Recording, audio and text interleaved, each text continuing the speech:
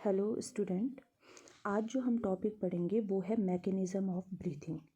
और इस mechanism of breathing वाले टॉपिक में हम ये समझेंगे कि जो ब्रीथिंग की जो प्रोसेस होती है, मींस जब हम इनहेल करते हैं और एक्सहेल करते हैं तो उस टाइम पे किस तरीके से जो एयर है वो हमारे चेस्ट में फिल हो जाती है, और जब हम एक्सहेल करते हैं तो उसके बाद क्या चेंजेस हमारी बॉडी में आते हैं।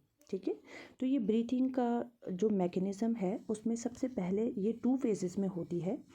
एक फ़ेज़ है आपका इनहेलेशन और दूसरा जो फ़ेज़ है वो है एक्सहेलेशन। ठीक है, तो सबसे पहले इनहेलेशन के बारे में समझेंगे। ओके, देखिए, जो ये इनहेलेशन होता है इसका मतलब है इनहेल की प्रोसेस के टाइम पे जब हम सांस को अंदर ले रहे हैं उस टाइम पे क्या हो रहा है, आप इस ड्रॉ में ध्यान से देखो।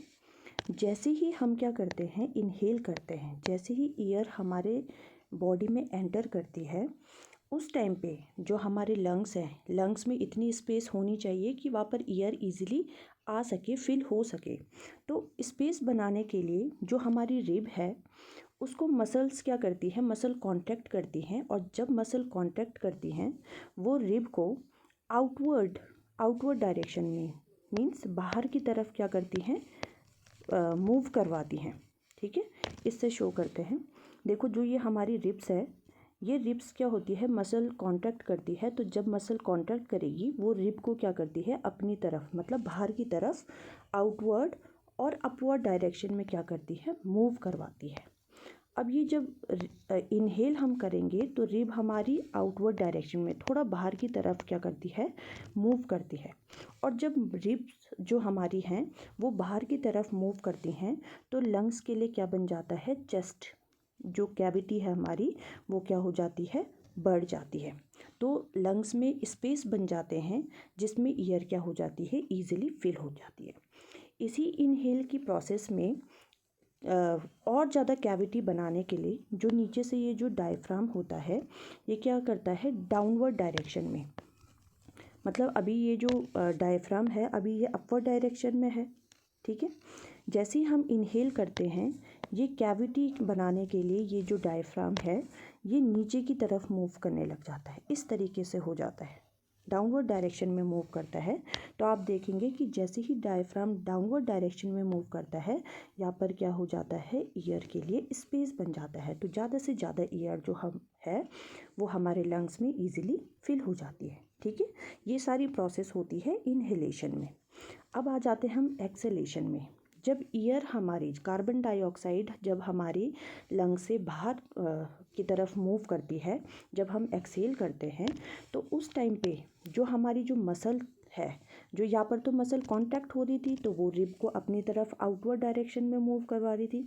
अब यहाँ पर जो मसल है वो रिलैक्स कर जाती है, और जैसे ही रिलैक्स होती है मसल वो रिब केज को अपनी ही पोजीशन, जो रिब केज की पोजीशन थी उसमें एज इट इज़ ला जाती है। ठीक है, तो इस केस में एक्सेलेशन में जो रिब है वो आउटवर्ड डायरेक्शन में क्या कर लेता है, सॉरी इनवर्ड डायरेक्शन में मूव करने लग जाता है और अपनी प्लेस में आ जाता है। ड्यूरिंग एक्सेलेशन जो डायफ्राम था अभी ये डाउनवर्ड डायरेक्शन में मूव कर रहा था। एक्सेलेशन की प्रोसेस में जो ये डायफ्राम है ये फिर अपनी पोजीशन में आ जाता है, इस तरीके से डोम शेप्ड में ये आ जाता है। और जो हमारे लंग्स में जो एयर थी, जो कार्बन डाइऑक्साइड जो फिल हुई थी वो फोर्सफुली क्या हो जाती है, हमारे चेस्ट से जो ये हमारे लंग्स है उससे फोर्सफुली बाहर निकलने लग जाती है, मतलब हम एक्सहेल करने लग जाते हैं।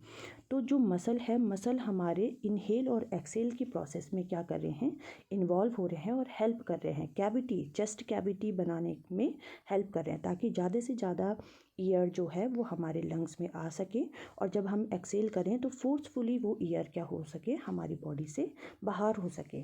तो यही एक छोटी सी सिंपल सी मैकेनिज़्म है ब्रीथिंग की, और इसमें सबसे ज़्यादा इम्पॉर्टेंट जो रोल है वो एक हमारा डायफ्राम का है, ये जो आप डायफ्राम देख रहे हैं, डायफ्राम का रोल है। और दूसरा जो हमारी मसल्स हैं जो रिब केज को इनवर्ड और आउटवर्ड डायरेक्शन में क्या कर रही हैं, मूव करवा रही हैं, उनका रोल है। जब हम इनहेल करते हैं तो रिब केज हमारे आउटवर्ड डायरेक्शन में मूव करता है, और जब हम एक्सहेल करते हैं तो रिब केज हमारा फिर इनवर्ड डायरेक्शन में मूव करता है, और इससे जो एयर है वो फोर्सफुली क्या हो जाती है, हमारे लंग से बाहर आ जाती है। तो ये था सिंपल सा टॉपिक। अगर आपको समझ आया होगा तो प्लीज़ लाइक करिए और शेयर करिए। Thank you so much.